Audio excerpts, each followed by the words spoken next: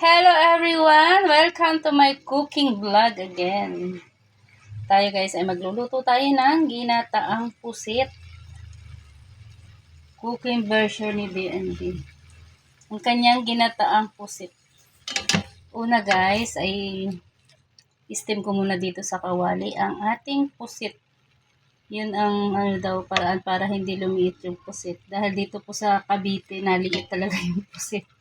Pag malaki natin binili, pag niluto, kung piranggot na lang. Hindi katulad sa pusit sa probinsya talaga na kapag niluto mo ay talagang ganun pa din talaga ang size niya, ganun pa din ang itsura. Pero dito po sa Cavite, pag niluto mo ay naliit talaga siya. Ayan, unti-unti na siyang naliit. Parang siya, nabababad yata siya sa tubig. Kaya kailangan, ganyan muna yung pagluto natin. Steam daw. Tapos meron tayong gulay. Sari-saring gulay. May talong, may okra, kalabasa, sitaw. Tapos, ang ating gata ay ito. Good Nam fresh gata. Good Nam fresh gata. Yan ang ating gata ngayon. Dahil dito sa, siyempre hindi naman ito probinsya yung Cavite.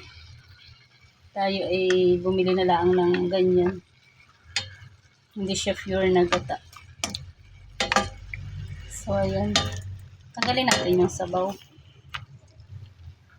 Tapos, ilagay natin ang gulay. Ayan guys, tinanggal ko na yung gulay. Paksan natin ang apoy. Ay, gulay tuloy. Yung tubig, tinanggal ko yung tubig. Tapos, lagay natin yung gulay. Mekos na ito. Hindi ko na ginisa kasi gataan naman ito. Ayoko nang mag-isa kasi may mantika pa. Hindi pa kasi ginigisa-gisa pa nito. Ayoko. Kasi ang gata, may oil na din. Sanay ko na. Ano lang naman kahain. Siyempre, higasan ko mabuti ang ating gulay para malinis. Tapos, meron ako ditong hipon. Sasamahan ko ng hipon. Ilang pirasong hipon. Kasi seafoods naman yan. Iyan ko ng hipon. Ilang piraso. 5. Limang hipon. Okay, 3 yung hipon ako. Tapos sa akin 2. Enough na yan. May pusit naman. Tapos, siyempre lagyan natin ng sibuyas. Para naman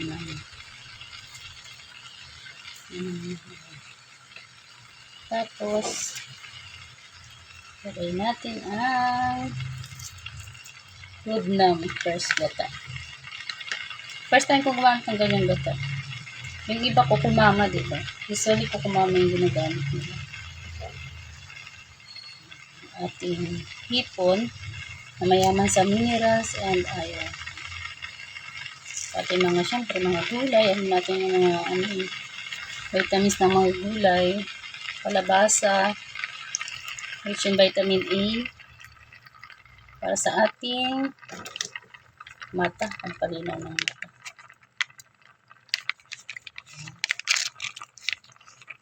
Ating gata. Siyempre hindi na natin nilagyan ng tubig para masalpot yung ating gata. Ayan. Hirap mag-video nang walang tagahawak, taga-video. Tapos lagyan natin of course, asin. Kahit anong sarap ng pagkain, kapag walang asin talaga, ay hindi sasarap. According to Mama Buhay 08. Yan ang sabi niya, lagyan natin ng asin. Yan, shout out, Mama Buhay. Pinapunod ko yun ng cooking vlog niya. Tama na yan. Tapos, lagyan natin ng paminta. Paminta siya. Kaunti lang kasi may sili na yan. Kami mag-ina, hindi kami mahilig sa sili. Yung anak ko hindi mahilig sa maanghang. Ako hindi rin. Diba? Kaya lang nahihila-lasa siya. Makulo na siya. Ayun. Ganyan. Tapos, lagyan natin ng magic sarap. Pasarap. Magic sarap.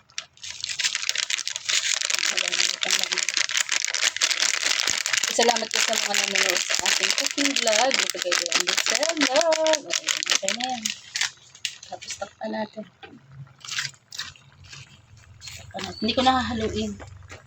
Kasi sunod-sunod na yan ang luto niya. Hanggang sa maluto yung gulay natin. So, ayan guys. Umapaw na pala kaka-cellphone ko. Kaka-YouTube.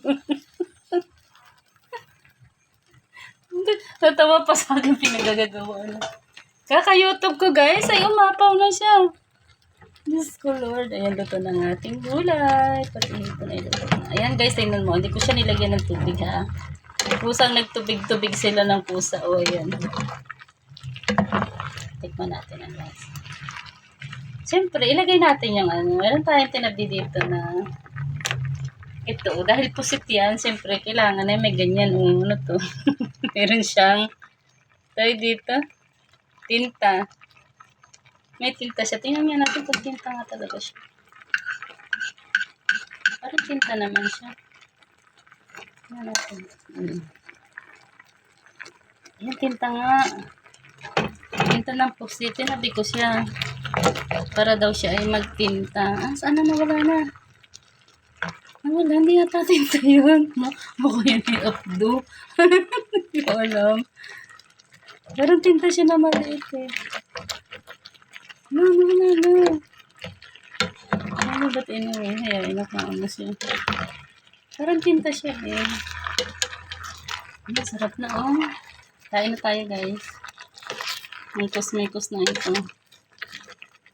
Ginataang pusit. So, alam niya naman na kung paano iluto yan. Ano? Hindi ko na pinakita step by step. Basta may-kus ko na lang siya. Yan, salamat kayo sa mga nanonood ng aking cooking vlog. Dito kayo D&D Comfort Food. Kay Orera 96 channel. Pa-support na rin guys sa aking other channels. D&D 12 vlog and Team Minions. D&D Team Minions. ASMR Team Minions. Ayan sa akin po. Ba natin? Yung lasa. Siguro ano to, hulaan ko, lasang pusit. Nawala yung tinta oh. Tinta yun alam ko eh. Kaso, wala na siya. Ayan, sarap eh. Sarap. Ang sarap. Ayan. Bye everyone. Thank you so much for watching. Ayan, dapat marunong tayo magluto. Ano? Guys, sabi niya, a way to a man's heart is through his stomach. Ayan. Para mahalin tayo ng mga asawa natin, ano, ng ating mga partners. Ayan. Maraming salamat sa inyo guys. Thank you for watching. Team Borniball, Team Pangat, and also Team Goodbyes. Bye! See you around. See you in my next cooking vlog. Bye!